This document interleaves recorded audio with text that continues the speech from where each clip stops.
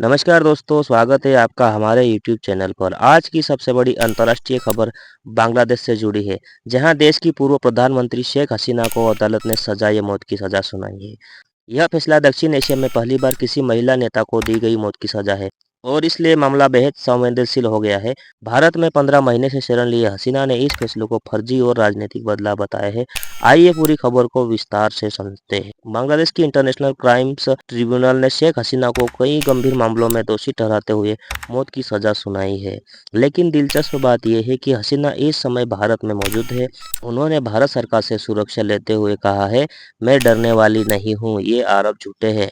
दूसरी ओर बांग्लादेश की यूनुस सरकार ने भारत से उनके प्रत्यार्पण की आधिकारिक मांग की है। सरकार का कहना है, हम लोकतंत्र के साथ हैं, भारत हमें हसीना को सौंपे। हसीना का बयान आया है कि उनके खिलाफ सभी आरोप झूठे हैं, यह राजनीतिक प्रतिशोध है। अदालत का फैसला पहले से तय था और वे किसी भी हालत में अपने देश वापस नहीं जाएंगे। उन्होंने यह भी दावा किया कि उनकी जान को खतरा है और वे निष्पक्ष सुनवाई की उम्मीद बांग्लादेश में नहीं कर सकती है। भारत सरकार ने अब तक हसीना के प्रत्यार्पण पर कोई स्पष्ट बयान नहीं दिया है, लेकिन यह जरूर कहा है कि भारत लोकतांत्रिक मूल्यों का सम्मान करता है और दोनों देशों के रिश्तों को ध्यान में रखते हुए फैसला लिया जाएगा। भारत के लिए यह मामला बहुत संवेदनशील है, क्योंकि यह क्षेत्रीय राजनीति से जुड़ा है।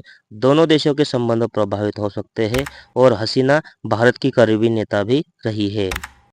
बांग्लादेश में हुआ है बवाल। इस फैसले के बाद बांग्लादेश में विरोध प्रदर्शन तेज हो गए हैं। ढाका में हसीना के घर पर बुलडोजर कार्रवाई की तस्वीरें भी सामने आई है, जिससे राजनीतिक तनाव और बढ़ गया है।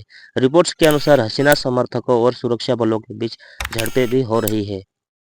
सालों पुराने मामले में हसीना पर भ्रष्टाचार और हिंसा फैलाने के आरोप लगे थे, जिन्हें अंतर्राष्ट्रीय मानवाधिकार संगठनों ने कमजोर केस बताया था। कहा जा रहा है कि वर्तमान सरकार इस केस का इस्तेमाल राजनीतिक लाभ के लिए भी कर रही है। अब सबसे बड़ा सवाल यह है कि क्या भारत हसीना को बांग्लादेश को सौंपेगा या फिर उन्हें भारत में राजनीतिक शरण मिल जाएगी। इस हाई प्रोफाइल केस पर पूरी दुनिया की नजरें हैं। जैसे ही नई अपडेट आती है, हम आपको सबसे पहले बताएंगे।